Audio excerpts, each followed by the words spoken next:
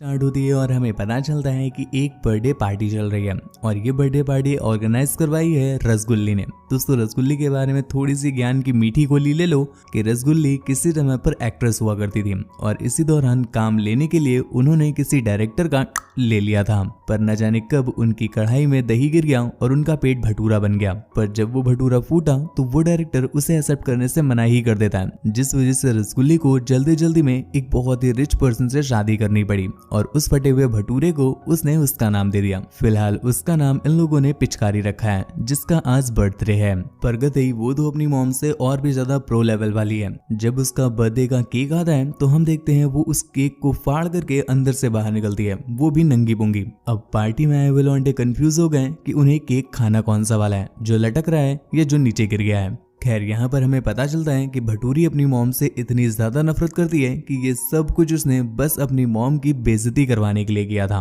अगले सीन में हम पिचकारी के डैड को देख पाते हैं, जिनका नाम कंपट है और फिलहाल वो अपनी बाबू से अर्थात पिचकारी की मॉम रसगुल्ली से बिल्कुल अघा चुके हैं, क्योंकि वो काली चाट चाट करके अब ऊब गए हैं और उन्हें चाहिए कुछ गुलाम्बी। इसीलिए उन्होंने रसगुल्ली की लेना ही बंद कर दिया है और इस समय बस 300 रुपए वाली से ही काम चला रहे हैं और इसी चीज की बुकिंग वो फिलहाल कर रहे हैं। दूसरी तरफ पिचकारी को भी समय समय पर छुल्ल के कीड़े काटते ही रहते हैं। एक छुल्ल का कीड़ा तो अभी आपने केक वाला देख ही लिया, इसके बाद एक बार फिर से उसे छुल्ल का कीड़ा काटता है, क्यों न चल के एक दिन पेलमवती वाला काम किया जाए। खैर हाँ, चलो जीवन में चीजें एक्सपीरियंस करनी चाहिए, नई नई चीजों को समझना चाहिए कैसा है क्या है, परंतु ये कौन से लेवल का एक्सपीरियंस है गुरु, मुझे खुद नहीं समझ में आ रहा। खैर पिचकारी की फटके फ्लावर तो तब हो जाती है जब वो देखती है कि दूसरी तरफ उसके ही डैड बैठे हुए हैं, जिन्होंने गलती से उसकी बुकिंग कर दी है, क्योंकि पिचकारी ने अपना सही नाम तो वैसे भी नहीं डाला था।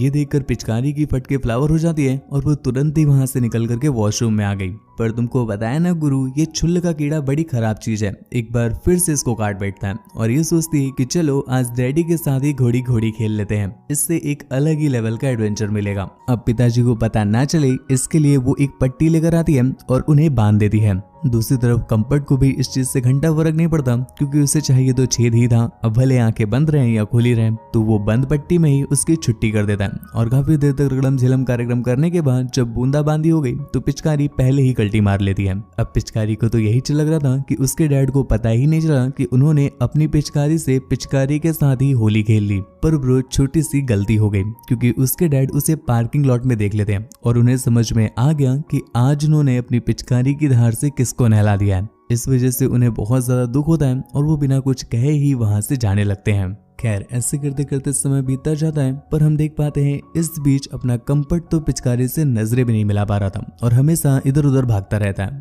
पर एक दिन वो बहुत ज्यादा हिम्मत करके किसी तरह से पिचकारी के पास जाता है और उससे अपनी की गई गलती के लिए माफी मांगता है। पर दूसरी तरफ तो पिचकारी के नशे अलग ही लेवल के हैं। वो कंपट से कहती है कि अरे डैड, आपने क्या चटकाया था उस दिन वाला स्वाद तो आज तक मैं नहीं भूल पाई हूँ। एक काम करो, एक बार फिर से मुझे कोका कोला पिला दो। अब भैया तुम्हें लग रहा होगा कि इस पर तो उसके डैड ने उसे दैकंटाप संट कर दिया होगा, पर ब्रो ऐसा कुछ भी नहीं है। उसके डैड तो एक बार फिर से उसे खोल के कोका कोला पिलाने लग जाते हैं। कोका कोला पिलाते हुए वो उसे ये शायरी सुनाते हैं कि चलो बाबू जो हुआ उसे दोबारा दोहराएं, एक बार फिर से लंबाइयों को गहराइयों से मिलाएं। अब तो रूम भी अपना ही है तो चलो ओयो के पैसे बचाएं, प्यासा बैठा है मेरा चूहा चलो तुम्हारी झील का पानी पिलाएं। रजिस्ट्री कर लो इसकी अब तुम अपने नाम, नहीं पी लूंगा तुम्हारे सिवाय, अब तो बस तुम ही हो इसकी मचलता का उपाय। कर दो तुम इसको शांत करके ऊपर नीचे दाएं बाएं, जिससे हमको भी हिलाने में थोड़ी सी राहत मिल जाए। ये शायरी सुनाने के बाद वो उसकी गहराइयों में गोते लगाना स्टार्ट कर देते हैं। मतलब तुम कलयुग देख रहे हो गुरु,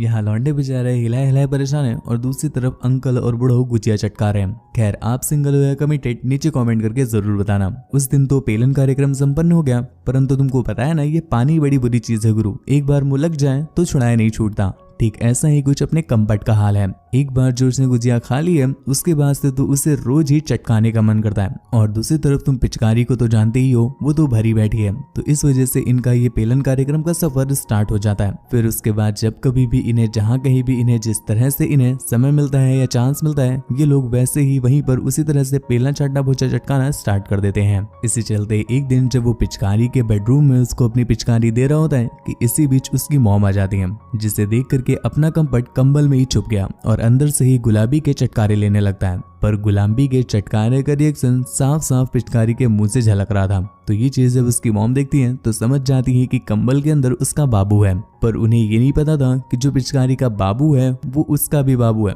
मतलब कंबल के अंदर कंपट है। ये बात रसगुल्ली को पता ही नहीं थी। उसे लगता है कि शायद उसका बॉयफ्रेंड होगा, तो वो उससे कहती कि जब ये चाटना पोछा चटकाना हो जाए और तुम्हारा बाबू गुलाबी चाट लेवे तो उसको समझा देना कि वो पीछे के रास्ते से जाए, क्योंकि आगे के रास्ते से कभी भी उसके डैड आने वाले होंगे और अगर उन्होंने उसे चाटते हुए देख लिया तो दे चटके चटका के रख देंगे।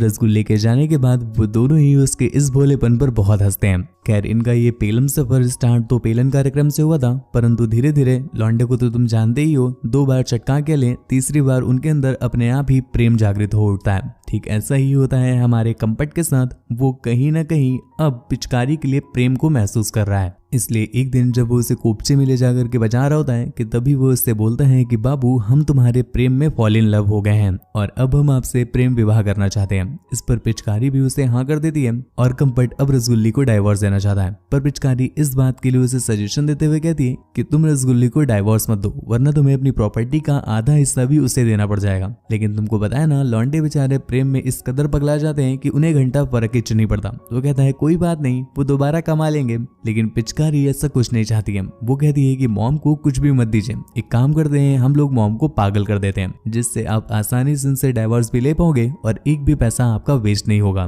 गुलामी के नशे में चूर अपना कंपट इस बात के लिए भी उसे हाँ कर देता है और उसके अगले दिन से ही वो लोग प्लानिंग में लग जाते हैं कि किस तरह से रसगुल्ली को पागल किया जाए। गुलाबी की रानी पिचकारी कुछ दवाइयों को लेकर आती है जो वो रोज अपने मॉम के खाने में मिला करके उन्हें देने लगी, जिसका असर धीरे धीरे दिखने लगता है और कुछ कांड तो ये लोग खुद से ही कर देते हैं। मान लो कुछ ऐसी चीज मंगा लेते हैं जिसने कभी मंगाई ही नहीं थी, या कुछ ऐसे कांड कर देते हैं जो कभी रसगुल्ले ने किए ही नहीं थे और फिर उसका ही नाम लगा देते हैं। और रसगुल्ली भी अब देखने में ही पगलिया जैसी दिखने लगी है, तो लोग ऐसा मान लेते हैं कि शायद वो पागल हो रही है। ये चीज अभी भी कुछ लोगों को कंफर्म नहीं थी, तो उन्हें कंफर्म कराने के लिए जब ये लोग एक पार्टी में जाते हैं तो पहले से ही प्लान बना कर रखते हैं कि वो रसगुल्ली को वहां जाकर के इरिटेट करेंगे और जब वो अच्छे से इरिटेट हो जाएगी तो किसी बंदे को आगे कर देंगे, जिस पर वो सारा गुस्सा उस पर उतार देगी। प्लान बिल्कुल मस्त था और ऐसा होता भी है। इस वजह से आसपास के सभी लोग समझते हैं कि सच में रसगुल्ली पगली आ गई है। काफी दिन बीतते जा रहे थे और अब धीरे धीरे रसगुल्ली ऑलमोस्ट पागल हो ही चुकी थी। और फिर आता है इनका फाइनल स्टेप। एक दिन ये लोग काले कपड़े पहन करके रसगुल्ली को ऐसे डराते हैं जैसे मानो घर पर चोर आ गए हों और वो उसे इतना भगाते हैं कि वो डर करके एक रूम में जाके छिप जाती है। उसके छुपने के बाद ये दोनों अपने काले वाले कपड़े हटा देते हैं और फिर बेडरूम में ले जाकर के अपना एक मैच खेल लेते हैं। मैच पूरा होने के बाद जब ये थक जाते हैं तो थोड़ी देर रेस्ट करने के लिए बैठे और तभी इन्हें ध्यान आता है रसगुल्ली का, तो वो उसे चेक करने के लिए उसके रूम में पहुंचे। पर यहाँ पर रसगुल्ले ने बहुत सारी नींद की दवाइयां खा ली थी, इस वजह से वो काफी समय से बेहोश है और ऑलमोस्ट मरने ही वाली है। अपना कंफर्ट तो देव मानुस निकला। वो कहता है कि चलो इसको एडमिट कराते हैं वरना ये मर जाएगी। पर दूसरी तरफ पिचकारी अभी भी फॉर्म में। वो कहती है कि नहीं, इसको एडमिट कराने की जरूरत ही क्या है, हमें तो इसको निपटाना है। इसलिए वो लोग उसे उठा करके उनकी कार में ले जाते हैं और वहां पर जाकर उन्होंने साइलेंसर भी ब्लॉक कर दिया। कुछ ही समय में ऑक्सीजन कम हो जाता है और दम घुटने की वजह से आंटी टैं हो गई। एज यूजुअल पुलिस आती है और फिर ये लोग वही टिकटॉक वाली रोने धोने की एक्टिंग करते हैं, जिससे हालांकि सभी लोग रियल तो समझ लेते हैं, परंतु वहीं पर एक यूट्यूबर बैठा हुआ था जो टिकटॉक की एक्टिंग तुरंत ही पहचान लेता है और वो था इस केस का डिटेक्टिव। वो उनसे तरह तरह के क्वेश्चन करने लगते हैं क्योंकि उसका शक सीधा इन दोनों बाप बेटी पर था। पर अभी भी ये लोग अपनी टिकटॉक वाली एक्टिंग कंटिन्यू रखते हैं और बेचारे उसके पास भी कोई सबूत तो था नहीं, तो वो कुछ उखाड़ नहीं पाता और उन्हें जाने देता है। अब आंटी तो घर पर रहनी है, तो इसके बाद ये लोग इस तरह से आजाद हो जाते हैं जैसे टीचर के जाने के बाद बैक बेंचर्स आजाद होते हैं। अब इनका जो मन करता है, जैसे मन करता है, जहां मन करता है, जिस पोजीशन में मन करता है, ये वैसे ही वहां पर उसी पोजीशन में चाटना पोछा चटकाना पेलना खाना स्टार्ट कर देते हैं। ये कई सारे ऐसे पेलन कार्यक्रम भी करते हैं जो इन्होंने अभी पहले कभी नहीं किए थे। इससे चलते एक दिन कंफर्ट जब पिचकारी को उसके स्विमिंग पूल में पटक के पेल रहा होता है कि इतने में उनका पड़ोसी आ जाता है जो कि उन्हें चटकाते हुए हल्का सा देख लेता है, पर फिर भी वो खास कुछ रिएक्ट नहीं करता और ये लोग भी उसके सामने बिल्कुल नॉर्मल जैसा बिहेव करते हैं। पर दूसरी तरफ हम उस डिटेक्टिव को देख पा रहे हैं जो इस केस में भैया ऐसे लग गया है जैसे मानो वो उसकी खुद की बुआ हो। इस केस के चलते अक्सर वो पिचकारी से आकर के इन्वेस्टिगेशन भी करता रहता है, पर स्टिल वो कुछ उखाड़ नहीं पा रहा था। था। पर एक दिन जब चचा अपने ऑफिस में बैठे होते हैं कि तभी उनके पास कुछ फोटोग्राफ्स आती हैं जो उसी दिन स्विमिंग पूल में चल रहे चिनरप्पन वाली फोटोग्राफ थी, जिसे देख करके चचा की पट के फ्लावर हो जाती है और तुरंत ही वो घर आकर के पिचकारी को इस बारे में बताते हैं। चाचा का सीधा शक उसी पड़ोसी पर जा रहा है क्योंकि वही अपने कच्चे बादाम मटकाता हुआ वहां पर आया था और शायद उसने ही फोटो क्लिक कर ली होगी। पर पिचकारी उन्हें बताती है कि नहीं, वो अंकल तो काफी डिसेंट लग रहे थे और मुझे तो ऐसा लगता है कि वो मुठिया भी नहीं पेलते होंगे, तो ऐसे में वो क्या ही करेंगे इस फोटोग्राफ का। काफी मेहनत करने के बाद एक दिन डिटेक्टिव को एक क्लू मिल ही जाता है। जब वो उसके कॉलेज का सीसीटीवी कैमरा चेक करता है तो उसे पता चलता है कि पिचकारी इनकी ही फार्मेसी से पागल करने वाली दवाइयां चुराती थी। पर पिचकारी को अब तक तो तुम समझ ही गए हो, जहां कहीं भी अगर उसके फड़वे लगने वाले होते हैं तो वो अपनी मॉम को आगे कर देती है। तो वो कहती है कि उसकी मॉम ही उसे फोर्स करती थी वो दवाइयां लाने के लिए, पता नहीं उन दवाइयों से वो क्या करती थी। अब पिचकारी कुछ भी बोल ले पूरी दुनिया मान जाएगी, परंतु यो छद्दा लौंडा कबो न मानी। पता नहीं इसको पिचकारी से ही कुछ दिक्कत है या फिर सच में ये आंटी का कुछ लगता वक्ता है, इस वजह से ये पिचकारी की इस बात को भी नहीं मानता। दूसरी तरफ चचा को एक बार फिर से उनकी ही और उनकी बिटिया के साथ चुम्मा चाटी वाली फोटोग्राफ्स एक बार फिर से मिल जाती हैं। अब तक चचा का जो सबर का बांध था वो टूटा नहीं था, वो चकनाचूर हो चुका था। तो वो तुरंत ही उठाते हैं एक फटाहा जूता और अपने पड़ोसी के घर जाकर के दे जूता दे जूता दे जूता खोपड़िया चांद कर देते हैं। पर इतने में ही वहां पर पुलिस आ गई और वो उन्हें पकड़ लेती है। उन्हें फोटोग्राफ्स भी मिल गए जिस पर चाचा की कच्चे बादाम अच्छे से तोड़ी जाती है और फिर उन्हें अंदर कर दिया गया। अंदर होने के कुछ दिनों के बाद एक दिन जब पिचकारी उनसे मिलने के लिए आती है तो चचा उससे कहते हैं कि बाबू आज भी हम तुमसे उतना ही प्रेम करते हैं क्योंकि आज भी सारी मुठिया बस तुम्हारी ही नाम की चलाते हैं। और हमारे प्रेम का लेवल तो देखो, जेल के अंदर हर रोज हमारे 18 इंच का बम्बू दिया जाता है लेकिन फिर भी हमने आज तक तुम्हारा नाम नहीं लिया। तो इसका रिप्लाई देते हुए पिचकारी उन्हें बताती है कि अच्छा हुआ आपने ऐसा नहीं किया, वरना तो मेरे भी फड़वे लग जाते। और हाँ, हम आपको बता दें कि वो जो फोटोग्राफ्स आपको रिसीव होती थी वो मैं ही भेजती थी, ताकि कभी तो आप पड़ोसी के पास जाओ और उसके फड़वे लगाओ, और जैसे ही आप उसके फड़वे लगाओगे दूसरी तरफ से मैं पुलिस बुला देती। और ठीक मैंने ऐसा किया भी। पुलिस आई, उन्होंने फोटोग्राफ्स देखे और आपके कच्चे बादाम सुझा दिए।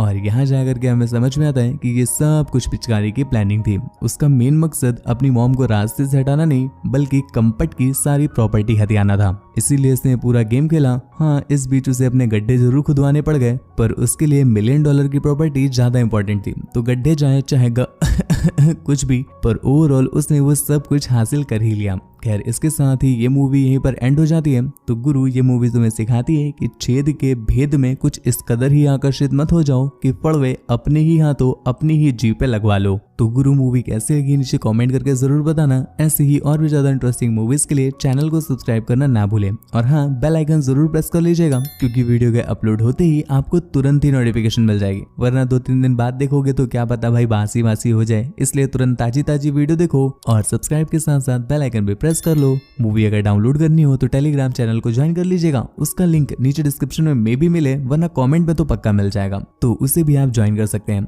आज के लिए बस इतना ही। Thank you, bye bye. अपना प्यार और सपोर्ट ऐसे ही बनाए रखिएगा, हम आपके प्यार और सपोर्ट के बहुत बड़े फैन हैं।